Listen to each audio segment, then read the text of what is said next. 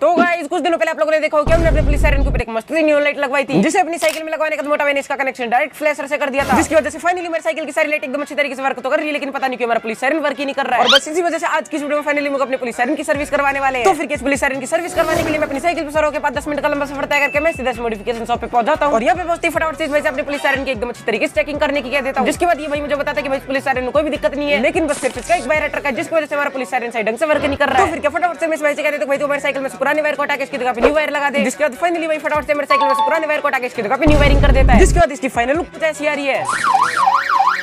बाकी police siren आप लोग कैसे लग रहे थे मुझे कमेंट में बताओ, और हाँ जाते जाते चैनल को सब्सक्राइब भी कर देना।